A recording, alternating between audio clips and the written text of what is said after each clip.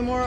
কৰ্মীসকলে প্ৰতিবাদ কৰি আছিলে প্ৰতিবাদ কৰাটো কোনো কথা নাই মাহেকীয়াকৈ সকলোৱে দৰমহা পাই আছে প্ৰতিবাদ কৰাৰ কি কথা থাকিব পাৰে যি ধৰণে নিযুক্তিৰ সময়ত আমি যি কথা কৈছোঁ আমিতো সেইটোৱে কৰি আছোঁ প্ৰতিবাদ কেতিয়া হয় যদি এপইণ্টমেণ্ট লোৱাৰ সময়ত আমি কৈছিলোঁ যে 10,000 টকা দৰমহা দিম পিছত যদি 6,000 দিওঁ তেতিয়াহে প্ৰতিবাদ হ'ব পাৰে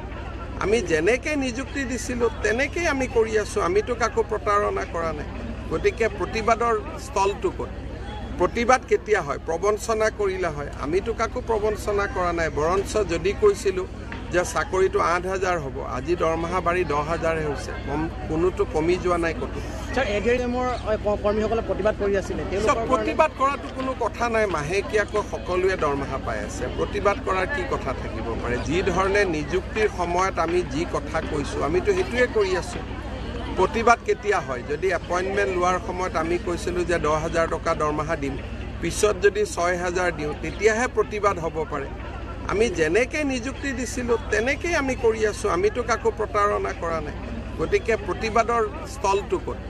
প্ৰতিবাদ কেতিয়া হয় প্ৰবঞ্চনা কৰিলে হয় আমিতো কাকো প্ৰবঞ্চনা কৰা নাই বৰঞ্চ যদি কৈছিলোঁ যে চাকৰিটো 8,000 হ'ব আজি দৰমহা বাঢ়ি 10,000হে হৈছে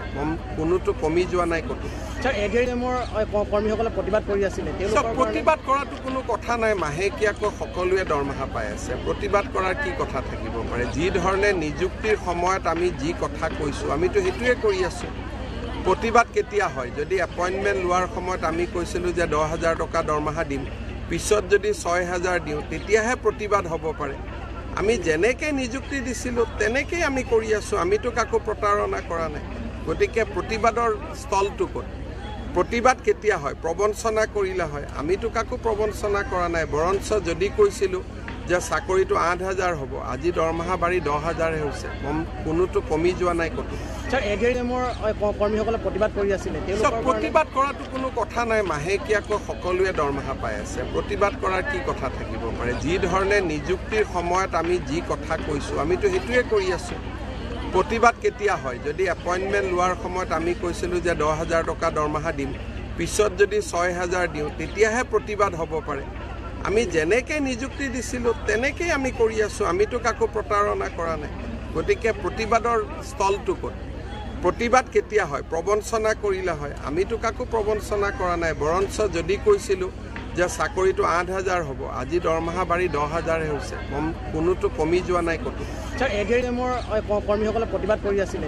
প্ৰতিবাদ কৰাটো কোনো কথা নাই মাহেকীয়াকৈ সকলোৱে দৰমহা পাই আছে প্ৰতিবাদ কৰাৰ কি কথা থাকিব পাৰে যি ধৰণে নিযুক্তিৰ সময়ত আমি যি কথা কৈছোঁ আমিতো সেইটোৱে কৰি আছোঁ